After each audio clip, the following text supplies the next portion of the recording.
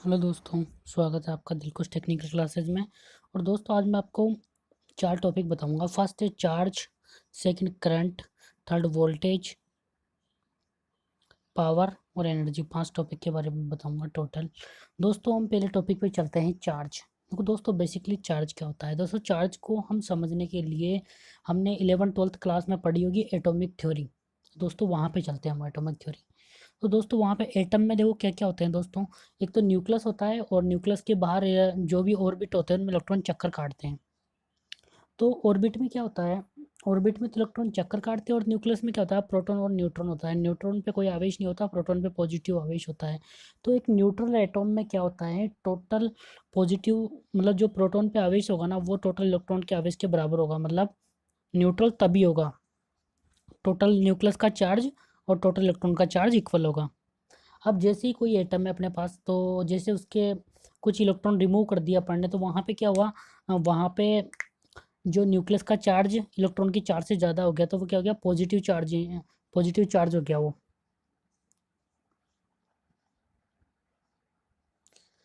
अगर किसी एटम से अपन इलेक्ट्रॉन बहुत ज़्यादा बढ़ा दें, इलेक्ट्रॉन अगर ज़्यादा हो जाए न्यूक्लियस से, तो क्या होगा, नेगेटिव चार्ज।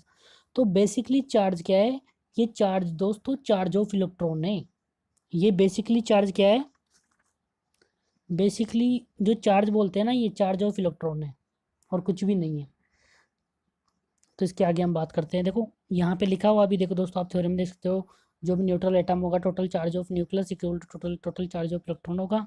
और अगर किसी में इलेक्ट्रॉन रिमूव कर देंगे तो पॉजिटिवली चार्ज हो जाएगा, एक्सिस इलेक्ट्रॉन ऐड कर देंगे तो क्या हो जाएगा, नेगेटिवली चार्ज हो जाएगा।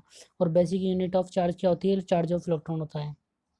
तो इसके बाद हम बात करते हैं, और जो चार्ज होता है उसकी यूनिट क्या होती है, कूलाम होती है ना। और एक इलेक्ट्रॉन पर कितना चार्ज होता है, 1.6 into 10⁻⁻19 coulomb. 1.6 into 10⁻⁻19 coulomb, Hindi में बोले तो। ये दोस्तों याद रखना, ये जो छोटे मोटे एग्जाम हो, एसएससी जेई डिप्लोमा लेवल के जो भी एग्जाम होते हैं उनमें आता रहता है अक्सर ये। अब हम बात कर लेते हैं करंट की। तो बेसिकली करंट क्या होता है, देखो बहुत ही छोटे शब्दों में कहें तो हम क्या होता है, ट्रांसफर ऑफ चार्ज।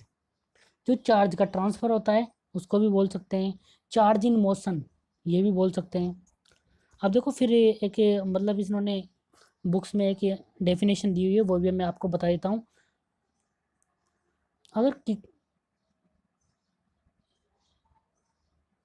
देखो इसमें क्या लिखा हुआ है कि कोई भी अपने पास, मतलब एक पॉइंट से दूसरे पॉइंट तक जो चार्ज फ्लो होने की जो फेनोमिना है ना, इसी को इलेक्ट्रिक करंट कहते हैं। देखो इसमें क्या लिखा हुआ है, the phenomena of transferring charge from one point in a circuit to another describe by electric current. मतलब सीधे शब्दों में हम कहें तो क्या है भैया, एक पॉइंट से दूसरे पॉइंट तक चार्ज फ्लो होने की घटना होती है ना, उसको इलेक्ट्रिक करंट कहते हैं। और जो देखो फिर ये भी बोल सकते हैं अपन, I equal to D Q by D T.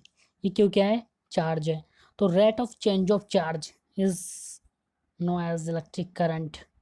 और ये बात हमेशा माइंड में रखनी है। देखो दोस्तों, छोटे मोटे एग्जाम होते हैं जेई लेवल के, उनमें पूछते रहते हैं।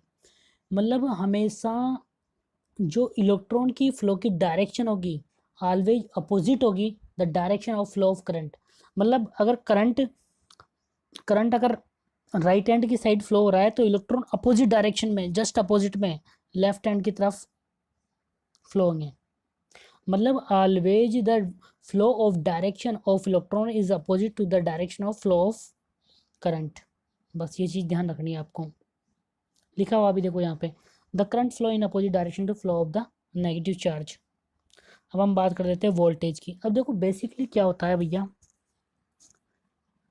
मतलब किसी भी जो अपने पास, मतलब कोई भी है, जैसे अपने पास कोई जैसे मैं एग्जांपल के लिए आपको बताऊं, अपने पास कोई, हाँ, ठेला है। तो अगर उसको, भैया कुछ भी है आपके पास, तो उसको मूव करने के लिए कुछ फोर्स चाहिए ना।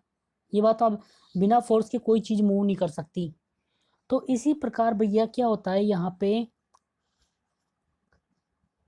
अब इलेक्ट्रॉन को मूव करने के लिए एक फोर्स चाहिए अपन को, तो वो फोर्स कौन प्रोवाइड करता है भैया, वोल्टेज। तो वोल्टेज क्या करता है, बेसिकली एक फोर्स है जो इलेक्ट्रॉन को मूव करता है। देखो इसमें क्या लिखा हुआ है, To move the electron from one point to other point in a particular direction, external force required in analytical circuit. External force is provided by EMF है। देख वही बात है, कुछ भी नहीं है भैया। यहाँ पे क्या है, इलेक्ट्रॉन को एक पॉइंट से दूसरे पॉइंट पे जाने के लिए एक्सटर्नल फोर्स रिक्वायर्ड होता है, और वो वही EMF होता है जो एक्सटर्नल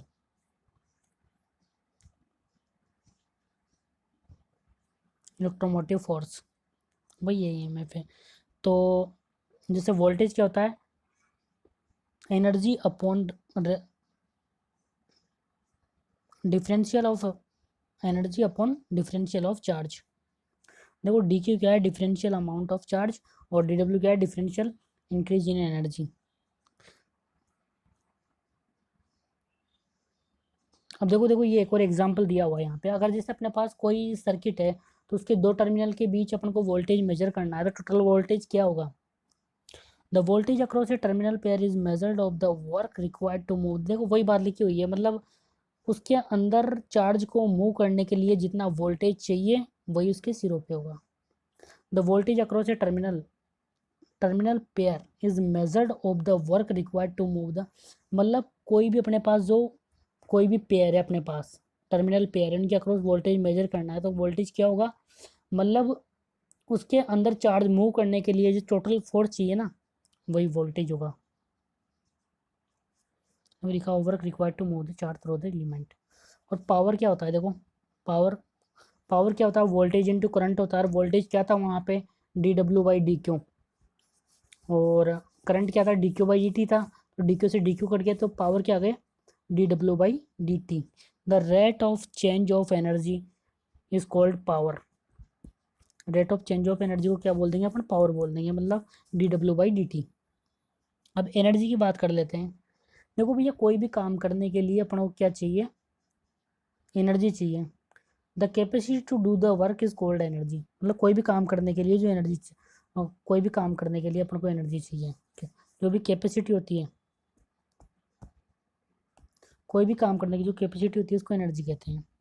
इसको बोलते हैं -∞ टू P/dt होती है। दोस्तों दोस्तों प्लीज़ मेरे चैनल को लाइक और सब्सक्राइब ना करना भूलें। दोस्तों मैं बिल्कुल फ्री कोचिंग क्लासेज स्टार्ट किए हैं मैंने आपके लिए, SSC JEE स्टेट JEE जितने भी JEE के एग्ज़ाम है दोस्तों, और दोस्तों उसके अलावा जैसे AE का एग्ज़ाम है दोस्तों, जितने भी स्टेट और सेंट्रल गवर्नमेंट में जितने भी JEE की वैकेंसी आती है, और basic fundamental of electrical engineering, दोस्तों मैं सब कुछ फ्री में पढ़ाऊँगा आपको। बस दोस्तों आपको मेरा चैनल सब्सक्राइब और वीडियो लाइक करना है, और ज़्यादा से ज़्यादा लोगों तक पहुँचाना है दोस्तों। यही दोस्तों मेरा मेन लक्ष्य है। थैंक यू दोस्तों।